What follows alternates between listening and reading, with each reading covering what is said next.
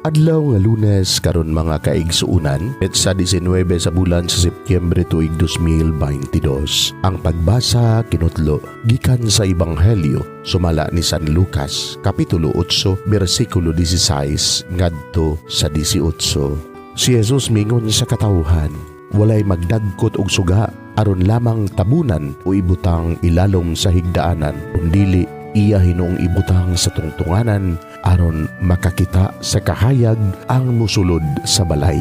Kay ang tanan nga gitaguan makitaan ug ang tanan nga gililong mabutyag.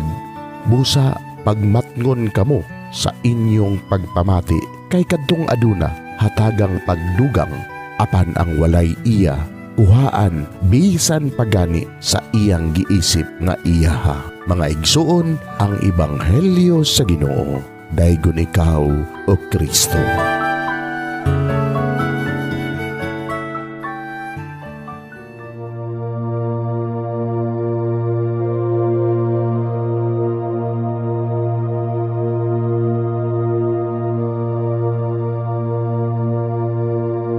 Pagampo sa dili pa magsugod sa trabaho.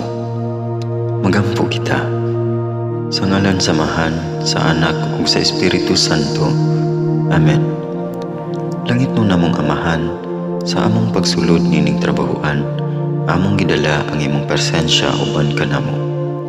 Among gipamulong ang imong kalinaw, imong grasya, imong kaluoy, ug ang imong perpektong hanay sa among mga trabaho. Among gipadayag ang imong gahom labaw sa tanan, diha sa mga butang nga among mahimo, masulti, mahuna-unaan, ug mahukman sulod nining adlaw. Ginoo, nagapasalamat kami sa gasa sa kinabuhi niining bagong adlaw, niining kahigayunan nga kami nakasulod sa trabaho ug mamahimong parte niining nga grupo. Salamat sa mga gasa nga imong gitugyan kanamo. Hamong gamiton kini diha sa pagimaya kanimo. Hatagi kami sa kusog ug kadasig sa pagbuhat sa among mga trabaho. Panalangini ang among mga proyekto, mga ideya ug kusog, aron sa ingon bisan sa pinakagamay namong mga kalampusan, magahatag kini sa imong himaya. Ubani kami, Ginoo, sa among pagtrabaho nining adlaw. Puna kini nga lugar sa inspirasyon ug kusog.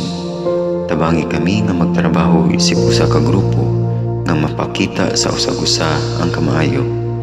Himuha kami nga maayo nga makabot namo ang mga butang nga kinahanglan namong buhaton. Himuha kini nga lugar nga puno sa kalipay ug panagihigalaay, ug kamugaway ug kalinaw ang mapatigbabaw niining dapita. Ginoo, kung kami anaa sa kalibog, giyahi kami. Kung kami muwadaan sa kadasig ug paglaom, dasiga kami. Himuha nga ang trabaho nga among gihimo ug ang paagi sa among paghimo niini makahatag unta kini ug hugot nga pagtuo, kalipay ug pahiyom sa tanan nga among mahimamat karong adlaw. Panalangini ang among mga pamilya, among Pinoy-anan, among nasod. Himuha nga magmatidud-anon kami sa pagtagad ug pag-amuma sa kalikupan ug sa tanang may kinabuhi, diha sa pagbuhat kanamo sa pagkabot sa imong pangandoy alang sa hustisya ug kagawasan.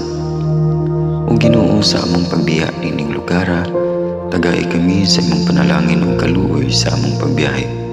Panalangini ang among mga pamilya ug Pinoy-anan nga anaon ta sa maayong kahimtang sama sa among pagbiya kanila.